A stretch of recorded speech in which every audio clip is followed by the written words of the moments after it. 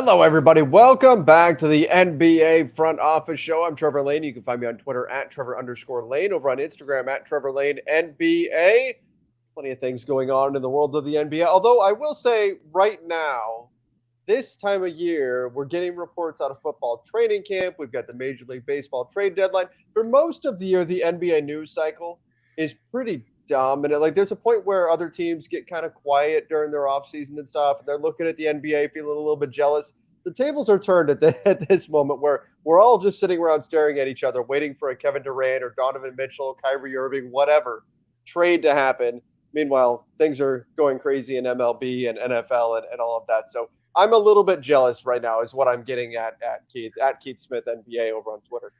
Yeah, I put notifications on for Jeff Passan of ESPN just so I didn't miss any of the stuff.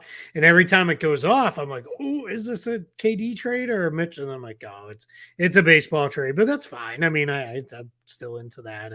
I'm more into the baseball season this year than I have been in a while, so it's been kind of fun. It's been a fun couple days. Did you see what Woj did to Lakers fans a few hours ago?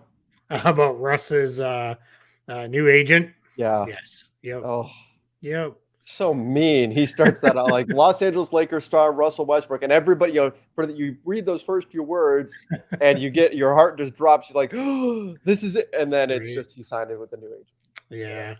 Yeah. Well, we knew that tweet was coming eventually anyway about the new agent, so hey, right. At least maybe the next one will shine more favorably upon you all. We will see. We will see. But Keith, we didn't get to touch base this past weekend, and I know you wrote something up for Celtics blog about Bill Russell. That was, of course, the big story from the other day. So before we get into kind of our NBA news and notes, I wanted to kind of give you a chance to give your thoughts on Bill Russell passing away and kind of what that meant to you and all of that. Obviously, as a Celtics fan, that you're going to have a deeper connection than certainly I would to Bill Russell. And even I have reverence for him and what he did for this league. Yeah, obviously, as much as you and I may joke about it, neither of us is anywhere near old enough to have seen Bill Russell play. And for the majority of at least the first half of my life or so, he was not really ever around the Celtics. He really wanted nothing to do with the city of Boston after he retired because quite frankly, a lot of people in the city didn't treat him very well. It was a time when Boston still struggles with those issues, obviously, but it was far worse back then. It was a very segregated city.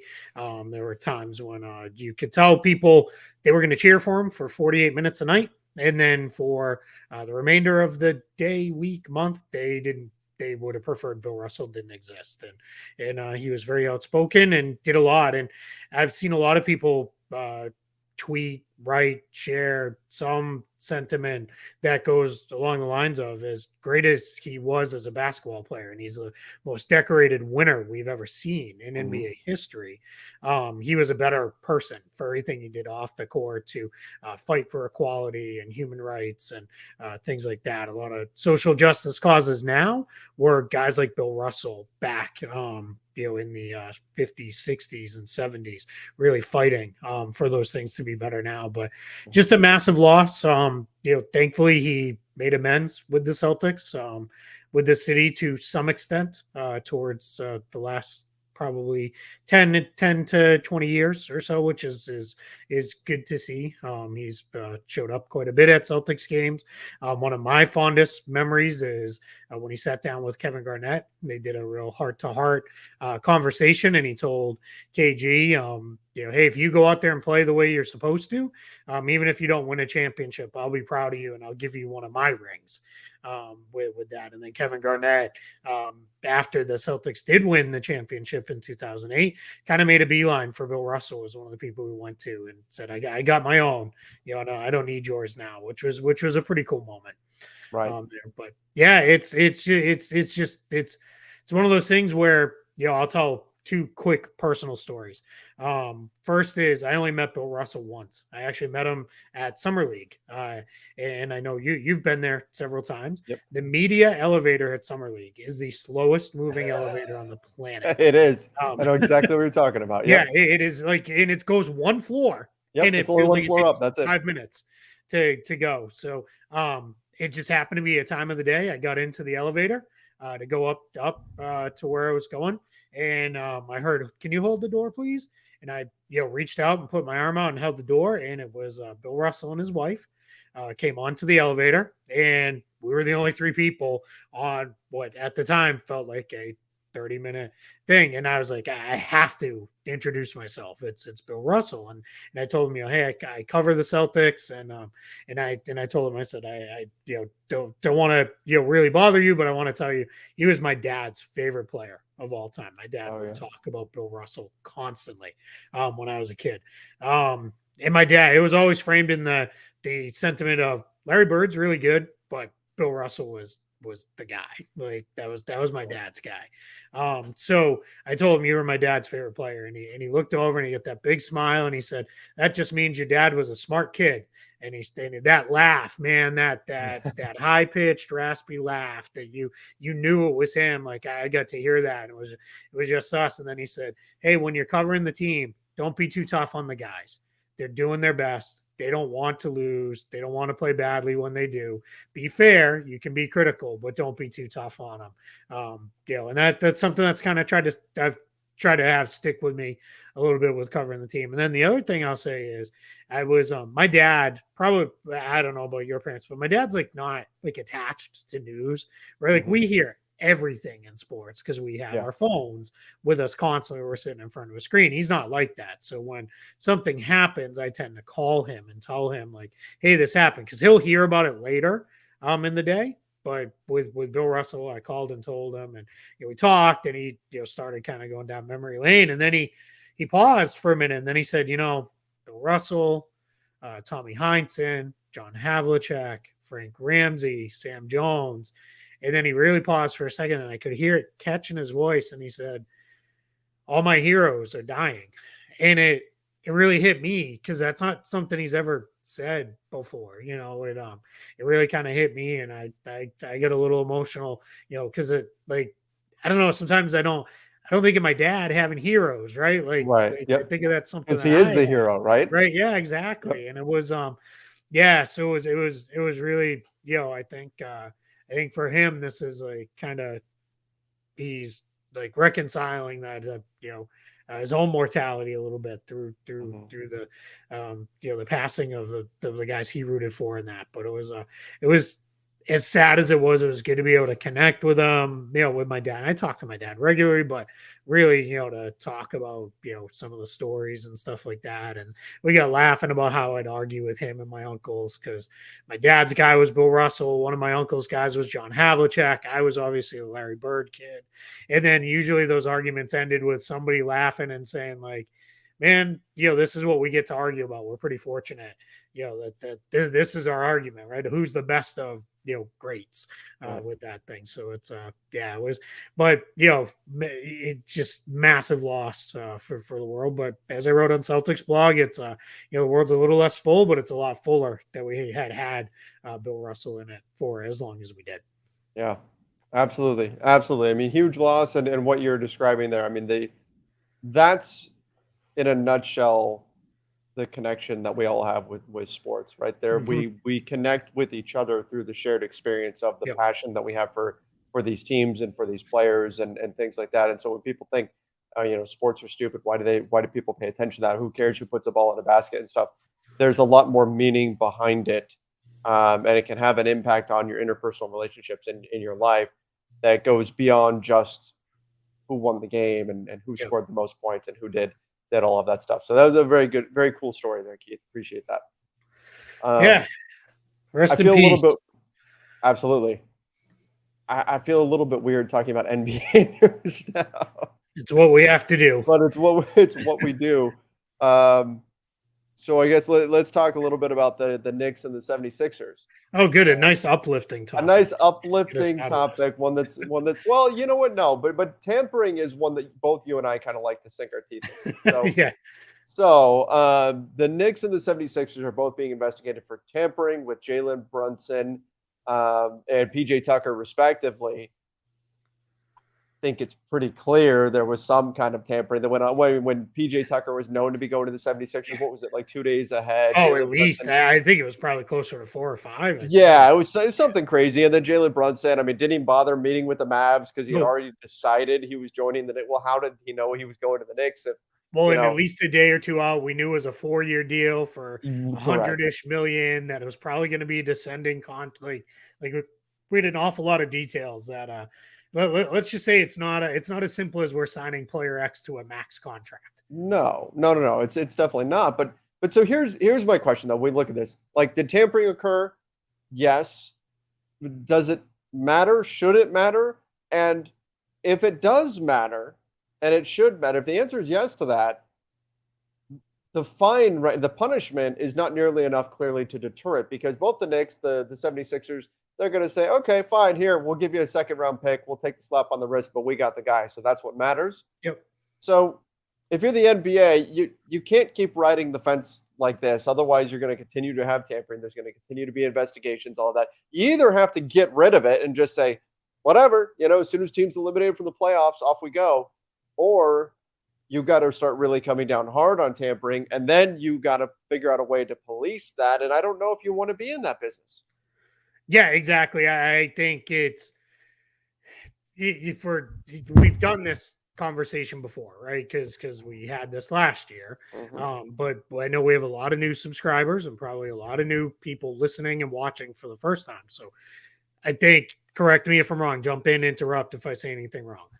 Trevor and I are of the opinion of this is stupid. If a guy's in a long-term contract signed, you should not be out there having conversations with that player unless permission is granted. Sure. That's a different story. But when a guy is a pending free agent, just let him start talking to other teams. Let other teams start talking to that player because it is what it is. But I think we are both in agreement of either get serious about punishing this or just stop altogether. Just stop these half measures because it doesn't change anything. Exactly to your point.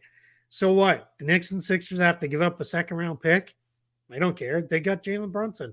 They got PJ Tucker. They don't care about that. They're kind of almost looking at it as fine. Those guys are our new second round picks, right? And they're two guys we would have been thrilled to have as second round picks. So, so that's your problem here, right? That is the mess that this has become with this because it just gets very selectively I don't even want to say it's selectively enforced. It's just there's no real punishment. There's nothing here. It's kind of like, as a kid, if your mom threw out, wait till your father gets home 50 times. And by the time we get home, nothing ever happened. Well, that didn't mean anything anymore. Right. Like I was still going to be a jerk. So, it was, but if it was, hey, wait till your father gets home and then, maybe get a whack on the behind or something, or, a real punishment of, hey, you lose, X, Y, and Z and stuck in your room for the next week, well, then maybe it would mean a little bit more. So it's just, I don't know. I just either get serious about it or let's just skip this because everybody does it. No, there's no not guilty team in this whole thing. It's just also too, and I know it's hard on the team side, but you got to be, the teams and the agents have to be smarter than leaking super concrete deal details to the media. Days and days in advance. It's just, that's what's getting you here. If this was all done in silence, no one would care. Yeah, I mean, we're hearing 3-year deal for PJ Tucker well in advance. Things like that. That's where you run into problems. But again, if you're the NBA, you're going to continue to get stories like this. You're going to continue to get headlines. Knicks being investigated for tampering. But if it doesn't amount to anything, teams are going to say, no problem. If that's the price we have to pay to get the player, that's the price we'll pay to get the player because there's a finite amount of resources, talent in the NBA, and teams are going to be competitive. And if there's an edge that you can gain by breaking this rule and the price you have to pay for it is minimal, they're going to continue doing it. So you either want the story to go away. You don't want to continue to hear teams are getting investigated for tampering, but you either need to stop the whole process of tampering and stop worrying about that. And I think you made a good distinction there between a player who is under contract for you. Yeah. I think if a guy is going to be a free agent and his team is no longer playing, then That's where you draw the line. If a guy is well, what advantage are you really getting right, if a player's already a free agent? Yeah, and exactly. Now you could argue like the Knicks showed up at the Mavs games and stuff like that. Like, okay, that's that's where maybe you start and to that's draw where I think they're gonna really get dinged. right, Is because they were pretty overt about this, right. when it, but yeah. So in any event, it's a weird situation that is going to continue to happen until the NBA figures out what they want to do. Do they want to be in the business of being the tampering police? And if so, then you get a little big brother-ish and all that. And then you're trying to figure out, okay, what are the ways around this? Or you go the other way, which I think is the preferred way. And you just say, look, once a team's not playing, if the team wants to talk to a player, that's fine. Yep. And then you go from there. And we'll see here in the next, let's say 4-ish months, if anything happens with CBA negotiations. Maybe there are some rule changes made that give a little bit more freedom of conversation, I guess is the best way to put that. Right. Here in the next little bit. Hey, I want to go back because I don't think we have it on the show notes because we kind of already made our little joke about it. But Russell Westbrook, his new agent, this was noted on Twitter. I can't remember who had it now, but it's a good note.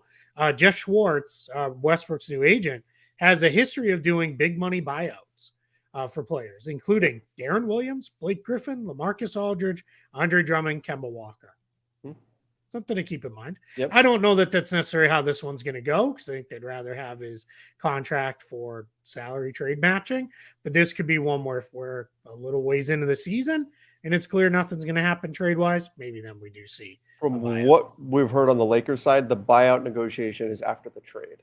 Yeah, totally. Basically, we've been hearing that any team in the NBA that would trade for Russell Westbrook would immediately buy him out. Yeah, and that, I mean, I think we all know that's how that's going to go. And then he's going to catch on with some contender who needs a point guard, and off they go. Right? Yep. Assuming if he plays, at all. I gotta think. I think Russ is going to eventually be one of those guys who is just going to, at some point, he's just going to be like, I'm done. Maybe he's just going to walk away. It's going to be over. I mean, he's clearly got other interests outside of basketball where he's, had, a lot of success doing other things. So, but I don't think that time's today by any means. Like if that's his, like that's his choice. There's some guys, right, who say, like Dwight Howard said, I'm not going to be Dwight Howard anymore. I'm not going to be throwing down all these lobs and getting 5 to 6 post touches every single game. And I'm an MVP candidate. And I'm defensive player of the year. I'm not that guy anymore. So I'm going to switch to, I'm just going to be the guy who sets screens. I'm going to roll. I'm going to turn into a goon. Right. I mean, Dwight, he's going to do the things that he's going to do. He's going to do the dirty work and all of that. He made a conscious decision there, right? Yeah. For some guys, they would rather not make that choice. And that's okay. Yeah. Everybody makes the same decision. And again, I agree with you. I'm not saying Russ is quite there yet, but I do wonder if when he gets to that point and that decision is put on the table in front of him, if he just decides, you know what, if I can't be Russell Westbrook, I don't want to do this. No, and I don't think I've never, ever gotten a sense that he's the kind of guy who I have to have a title, on my resume before I retire. I mean, because there's a lot of ways, right? I mean, you could always see a guy, just sit out and then like, all right, I'm going to link up with whoever the favorite is and go and do that. And that's, I mean, if that's what you feel you need to do to validate your career, I have no issue with that. I mean, as I always say all the time, as long as we're going to make, but he never won a ring part of any conversation for a player who didn't, I'm never going to fault the player who does everything he can to go get one either. Yep. It's all part of it. But yeah, it's I saw that note come across and I was like, oh yeah, that's a good point. Yeah.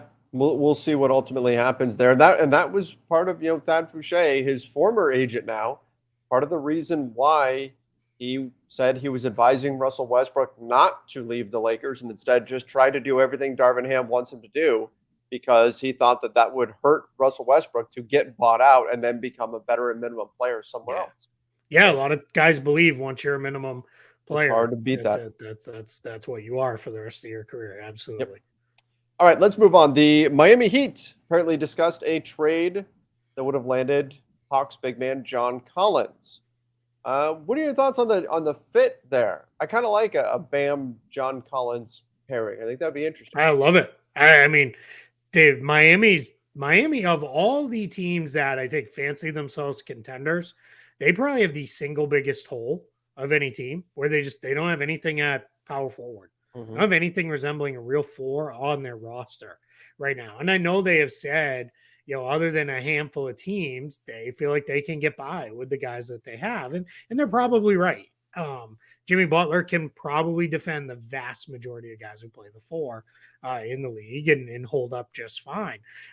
They could also, they heavily played Bam at the four early in his career, and they've got a couple options where they could go a little bit bigger if they wanted to with guys. But yeah, I guess this one comes down to, though, just like the Heat being in on Kevin Durant, what are you offering? Because you're probably not doing this trade if it's Kyle Lowry needs to go out because you presumably be bringing Collins to come in. Now, Collins makes a lot less money. So if you could get the Hawks to say, hey, yeah, we'll save a lot of money by taking on Duncan Robinson and somebody else to match salary, then maybe you can get there doing it that way. And if you can, I love that move for Miami. I think that would really round out their roster big time in a way that they'd be really, really tough. But I'm not super rational. John Collins is one of my favorite players in the league, so I'm all about good teams trying to go get him. And quite frankly, I don't understand why Atlanta doesn't just keep him themselves. Yeah, exactly. And that scenario, if really the benefit that you're getting, like you're in this trade you're suggesting, is saving money. The Hawks, the whole deal was they were trying to make a push to go get pieces to help them win. Right now, that seems counterintuitive if that's the goal. Yeah, I think for the Hawks, they're looking at it and saying they're slightly over the tax line right now, and they'll get under probably by the time it matters at the trade deadline anyway, because they've got a couple deals they can dump with relative ease. But my guess is they're looking at it and saying, hey, next year, if we re-sign DeAndre Hunter, we get Bogdan Bogdanovic a new contract, if we have to go that direction, now all of a sudden, we're going to be well up over the tax line. And then we're probably going to be over the tax line the year after that, too, because we'll have all those guys and we'll have guys on big contracts. This is the challenge. It's kind of not to bring everything always back to the Warriors and their spending, but when you draft and develop, you keep re-signing and re-signing, eventually it gets super expensive with your team. That's just kind of the price of it. And if you're the Hawks, you got to kind of look at it and say, where are we going? They're certainly not going to go to Warriors levels of spending, but are we going to be a team that makes the tax a hard line and we're never going to go into the tax? Then it's going to end up costing you good, productive players in the end. Yep. Absolutely. It's going to be interesting to see how Atlanta plays that and what they might ultimately get for John Collins. Again, that was one of the names that we assumed would be moved a while ago. Yeah. All right, let's talk a little bit about the Pelicans. Zion Williamson, weighty issues here. Well done. A weight clause in his contract. We've talked about the Williamson contract. We've talked about the protections that the Pelicans put in the event of injury and things like that. We've talked about Zion saying, he's committing to New Orleans and New Orleans is committing to Zion, and that makes sense for both parties here. What are your thoughts about a weight clause being in the contract? And maybe it's a good time to cross-reference football and Kyler Murray with the now removed study time clause in his contract. What we're seeing now in some of these deals, it's interesting seeing this stuff added in. Sure, yeah. In the difference is, I think the study clause for Kyler Murray, if I have this right, which is now, just so everybody knows, we do follow the news in other sports, has been removed. But I think because the Cardinals are embarrassed that it got out, probably as was Murray. But anyway, I think that just was like a bonus, right, that he could get if he met that. In Zion's case, what happens with Zion is what this weight clause is, he has a weigh-in and body fat combination. And if he's under a certain number, then he's good. Gets contract, stays fully guaranteed all the way through. And just to refresh everybody, 5-year max deal starting next season. He's got one more year on his rookie scale deal. So next season, 5-year full max deal for Zion Williamson. No option at the end either, which is also important to know. But what happens is if Zion meets these weight clauses, it stays fully guaranteed. If Zion doesn't meet games played clauses or doesn't meet does not meet the weight clause, the Pelicans can then trigger language, which will make the contract become partially guaranteed. This is the same type of deal albeit different conditions, that existed in the Joel Embiid contract Mm. and also exist in the Jonathan Isaac contract. Now, in Embiid's case, he met all the markers and his money stayed fully guaranteed all the way through.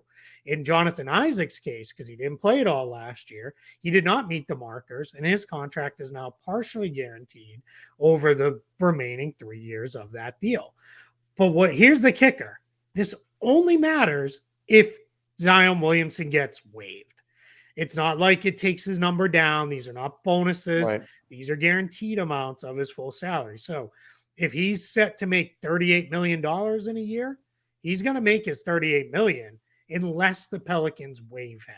This is basically an out for the Pelicans if Zion gets hurt again, balloons up fatter than I am, and then all of a sudden Zion is like, yeah, we can't play him anymore. This is Right. Now it doesn't work anymore to even have this guy on the field. Then what becomes of that is then the Pelicans get field court. See, now you got me thinking other sports. I was going to let it ride. I'm like, that's just fine. probably We can go. should've We too, can right? go with field. But if he can't get back on the court, then they can waive him and get out of that at a lesser cost than owing him the full boat. So that's the sticking point here. People are hearing this and saying, "Oh wow, so maybe well." I even heard somebody say, "Wouldn't he just get fat then 1 year to give them extra cap space?" No, not how it works. It only Right. comes into play if he's waived. Yep. Exactly. That Smart would be- move by the Pelicans. This is probably also this in the no player option is why Zion got full 5 years and the designated player language, where if he comes back and dominates this year, he jumps up to a bigger number. That is interesting though. That fans like instantly go to, "Ooh, could this be a way around the Yeah, salary right? cap?" You know what I No, mean? love it. Like you get 1 year, you get Thor fat suit Zion, Yeah, right? and then he comes back and he's Love and Can- Thunder Thor. That like a couple months later, Right, he's ripped. Yeah, can you imagine though people being like, can you imagine the other teams being like, well, who conducted this weigh-in that says he's over by 2 pounds? Yep. Like then it turns into like LeBron did the decision. It's like Zion Williamson weigh The weigh-in. and we're like a boxing match, like we're gonna watch him weigh in or something. Talk what a ridiculous show that would be. It would be. It would be. But it all. I mean, this league. Who knows? You never know if we might see something like that at some point. All right, the Raptors, they waive Armoni Brooks, and we also found out that it is a guaranteed deal for Juancho Hernan-Gomez, aka Bo Cruz. So got a fully guaranteed. I wasn't sure if he was going to get that guaranteed deal. Yeah, but he did. So good for him with Toronto. Suggests that he probably sticks there, and then waiving Armoni Brooks. So the Raptors making a few moves again. We're all waiting for a Kevin Durant trade or something like that. But there is a little bit of business going on still. Yeah, I mean the Raptors now with Hernan Gomez in the mix, they have 16 players on standard contracts. Mhm. 13 of those players are fully guaranteed, but of the players who are not, Delano Banton has 300,000 guaranteed, which is a big number. Justin Champagne has 325,000 guaranteed, and then DJ Wilson has 250,000 guaranteed. So those are all big guarantee amounts. So those are much larger than what you usually see, especially for guys who were signed in the offseason, like a couple of those guys were. So I think they're in for a really interesting battle. Toronto in the past has eaten guarantees. They've eaten full salaries at the end. They like to bring a bunch of guys and really put them to work. And that's part of how they also get guys, I think, find players that are willing to come in there. And then when they outwork everybody, then the next thing you know, Nick Nurse is giving them 25 minutes and they pop and they become a rotation. And that's kind of what happened with Chris Boucher. So I think this is another one. I think in the end, if I had to pick today, the guy I think who ends up on the outside looking in is Svi Mikhailuk, because he hasn't shown anything other than the ability to occasionally shoot. Can't dribble, can't defend, doesn't really do anything else. So and his name is very useful for puns. Yes, Svia. Yeah, there it is. There it is. Svia later. That's what the Raptors are going to say if they eventually waive him. It's going to be Svia later. Oh man. Yeah. So, but that's my guess. Svio my. Oh man, look at you. I miss Svi. This is what happens when we don't do a show for a couple days. We get a little punny. Yeah, that's right. That does indeed happen. All right, let's talk a little bit about Bruno Caboclo to the Celtics. Yeah, Bruno Caboclo, 2 years away from being 2 years away. 8 years ago. That was like, I was gonna say 8 years ago or something. Now he should be here by now. Yeah. He took a long circuitous route. Here's the thing: he's only 26, so I mean, this is still young enough. There could be something here. He played better than he has the last 2 years. He played in France and then played in Brazil. Not exactly the highest level of competition in Brazil, but he looked good. He actually shot the ball fairly well on things that weren't just dunks. All that athleticism is still there, which is what got him drafted in the first place. The joke running around Celtics Twitter is, oh, so they didn't get they're out on KD because they got Brazilian KD, right? So we're all good now. So, but yeah, it's a non-guaranteed deal. The Celtics are going to bring him in. The Celtics had 6 open roster spots to bring guys in for camp deals. So why not? Right, you start signing guys and bringing them in, and let's see if something pops. I don't know. I don't even know that he makes the team in the end, but we'll see. I think it's interesting the wording of the Shams tweet announcing this, saying free agent Bruno Caboclo has agreed to a training camp deal with the Boston Celtics and will compete for a roster spot. Is that implying that the rest of the guys that sign training camp deals are not there to compete for roster spots? Yeah. I think some guys know. I think some every once in a while, like for example, with your team, like I think Javante McCoy and they're Exhibit 10 deals. Yeah, exactly. Fabian White. I think those guys know. But the Lakers do have an open roster, especially if a team has 15 guaranteed contracts. You're probably not have a real shot at it. But yeah, here's what makes me laugh. And I'd said this to some of my partners on Celtics blog. I'm like, well, I would hope when they still have 3 regular season roster spots open that he's going to have a chance, because right now he's competing against ghosts that don't even exist. So I would hope he has a chance to make it, because you got to get to 14 at some point anyway. So if we'll see where that goes. But yeah, I don't know. It's I'll reserve further comment because I don't want to be mean and petty. Bruno Caboclo versus the NBA equivalent of skip a turn or pass. Yeah. Is what we're coming down to here. Basically, yeah, exactly. For the Celtics. Yep. All right, last thing that we've got today. Victor Wembanyama out of Eurobasket. We all know what this guy is. We all know what he can be. Like he has no reason to prove anything or do anything. Like he could shut it down for now until the draft, which obviously isn't ideal, but he could, and he would probably go number 1 overall, right? Yeah, this kid is massive. He's huge. He's ridiculously athletic. He is showing at 7+ feet tall with ridiculous length, the ability to pull up off the bounce. I wanted to see him in Eurobasket just because this is going to be the highest level of basketball competition we're going to get the rest of the year. So I want to see it. And I wanted to see him play against other guys who maybe would be in the NBA. There was even a question how much he was even going to play for France, because they're pretty deep and tend to be a pretty loaded team. So there's always the thought of like he might have gotten the Christian Laettner treatment on the Dream Team of like, hey, you're here, but you're not going to be playing very much. So we'll see, ultimately. But yeah, you're absolutely right. There's no reason to push anything. He's dealing with a muscle injury. It seems a little undefined what it is. But yeah, just wait. He's going to play his year out. He's got a new club in France, so he'll play the year out there. And then he's probably going to be the number 1 overall pick. Don't you love those undefined injuries? We don't get this so much in the NBA, but you see it in other sports. Because they eventually come out, right? Like, it's, right. I'm looking. It's just they said due to a muscle injury suffered in June. Right.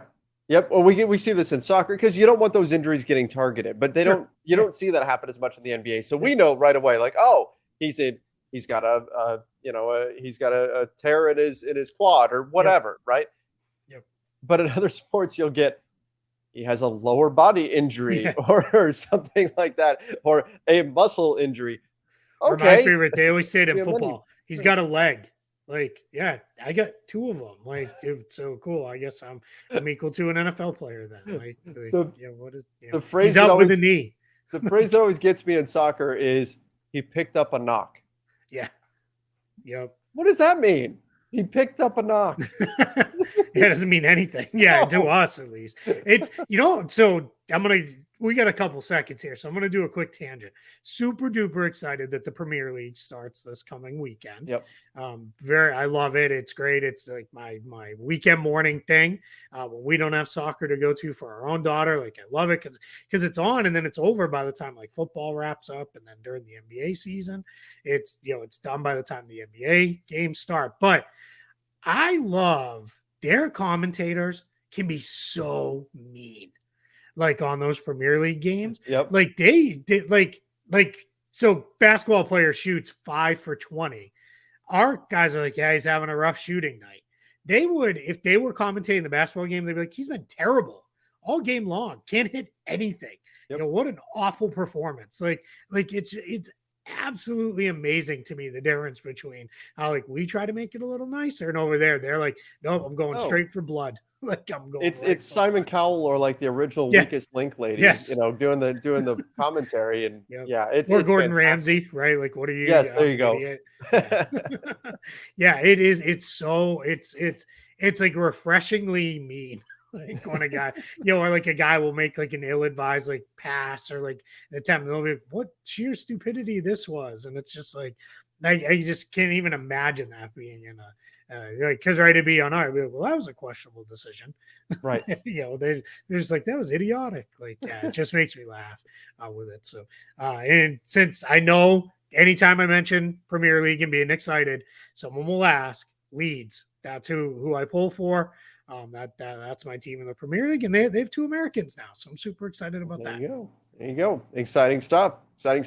More sports going on. Come on, NBA, give us something here. Something. We're into August now. Let's stop staring at each other and actually conduct some business here. Looking at you, Nets, Knicks, Jazz, Lakers, everybody. Let's get some stuff done here, please. Somebody jump in there. If they won't, jump in there and do it yourselves. Then. Yeah, right? Like Thanos style. Fine, I'll do it myself. That's it. Perfect. Well done. We had no MCU today. Well, no, we did because you mentioned Fat Thor. So, that's right. Yep. Our streak continues. That's right. That's right. All right. That's a good place to wrap things up. Appreciate everybody for joining us. Make sure you do go check out our Clips channel, which you can find in the comments down below. I'll put that link right there. If you're listening to the podcast version, make sure you do subscribe. Don't forget to give us that 5-star rating and review over on Apple Podcasts. Till next time, everybody. See ya and stay safe.